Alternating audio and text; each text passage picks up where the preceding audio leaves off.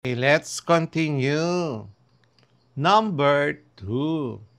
Maria buys a car with a loan of 350,000 pesos at 12% annual interest to be repaid over 4 years. Determine her monthly payment. So we're given P 350,000. R is 12% annual.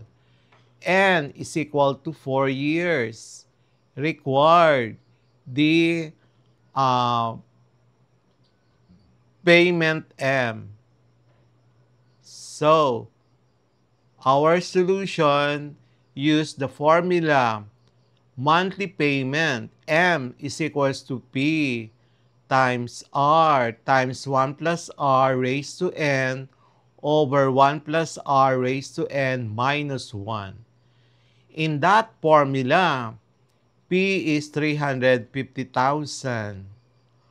R is 0.12 over 12. N is 4 times 12 equal to 48. Substitute in that formula those values. And after calculating the value of M, the final answer is 9,312 pesos and 14 centavos. Number 3. A construction company takes a business loan of 2 million at 8% annual interest payable over 10 years. Compute the monthly amortization. Given P is 2 million, R is 8% annual, N is 10 years. So require the monthly amortization M. So we use the same formula for the monthly amortization M, where P is 2 million and R is 0.08 over 12. And then N is 10 times 12, which is 120. Substitute in that formula for M. And when you calculate it, the final answer is 24,182 pesos and 64 centavos. Number 4.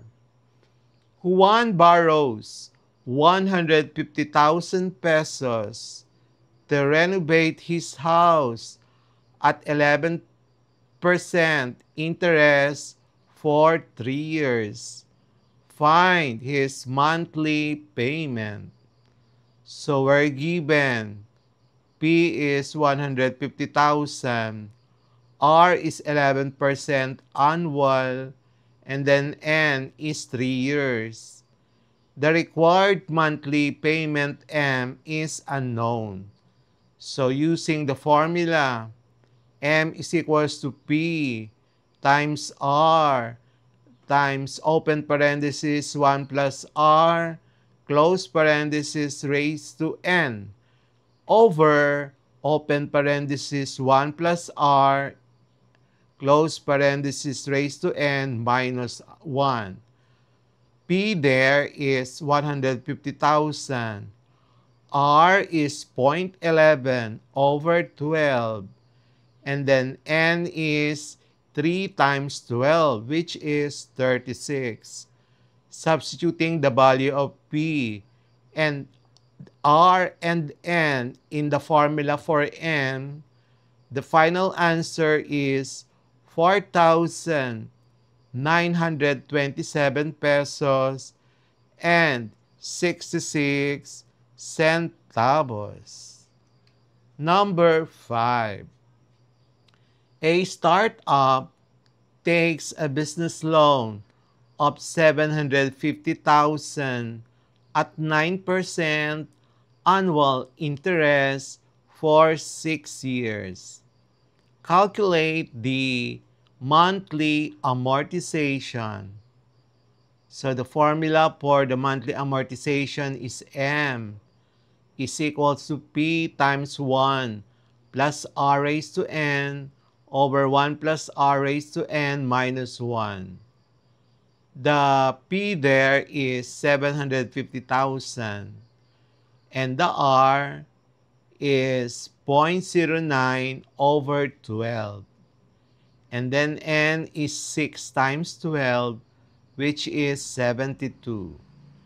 Substituting those values and calculating the value of M, the final answer is 13,303 pesos and 27 centavos. Number 6. Ana buys a condominium unit for 1,500,000 pesos with a 15-year mortgage at 7% annual interest. Compute her monthly payment. So we're given 1,500,000 pesos. R is 7% annual, and then N is 15 years. So required monthly payment M. So in the formula, our P is 1,500,000. Our R is 0.07 over 12. Our N is 15 times 12, which is 180. Substitute those value of P, R, and N in the formula, and when you calculate the value, the final answer is 13,466 pesos and 43 centavos. Number 7. A retailer borrows 400,000 pesos to expand inventory. The annual interest rate is 10%, payable over 3 years. Find the monthly payment. So we're given P is 400,000 pesos. R is 10% annual, and N is 3 years. We are required to determine the monthly payment M.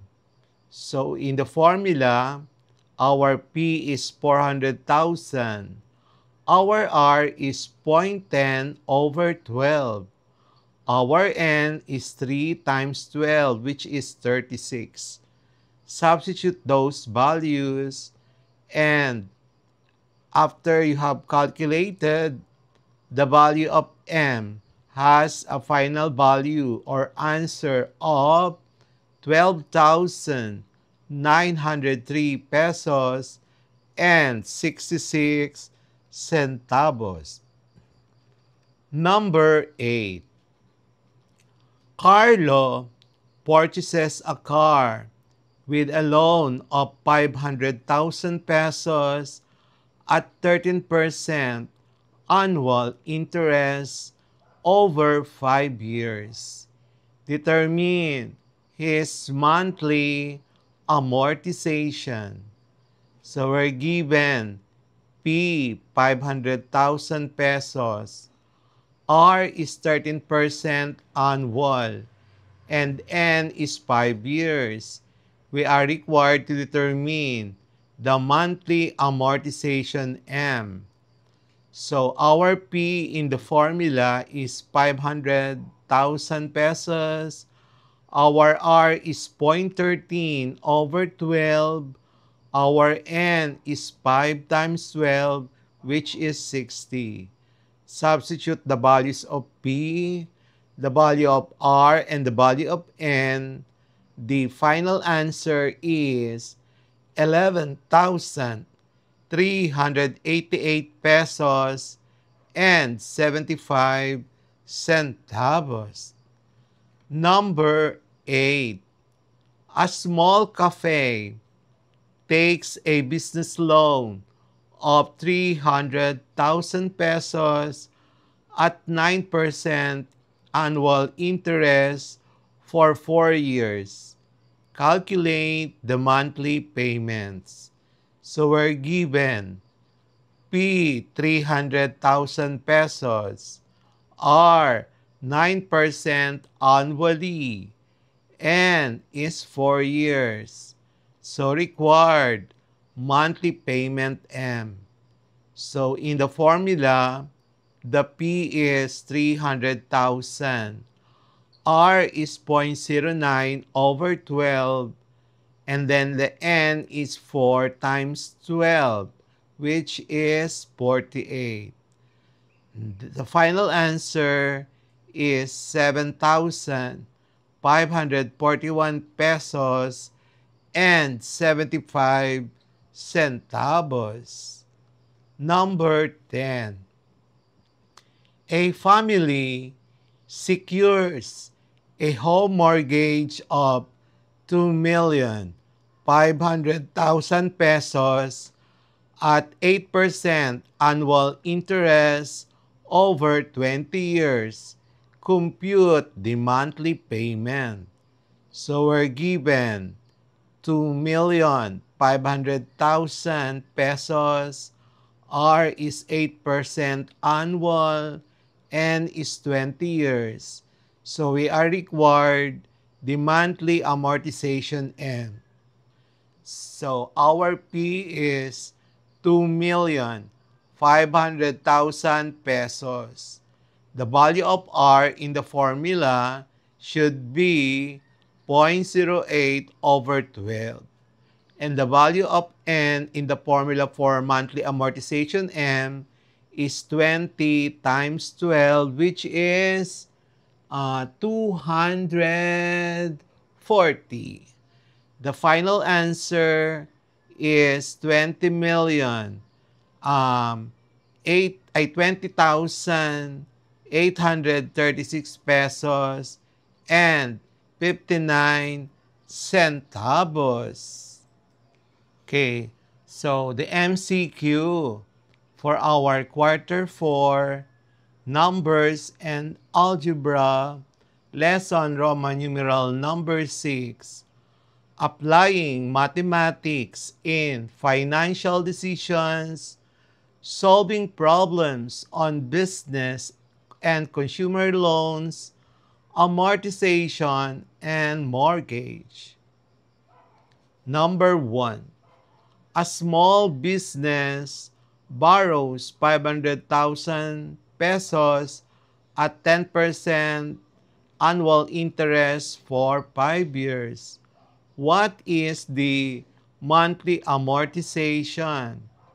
Letter A, 10,614 pesos and 12 centavos.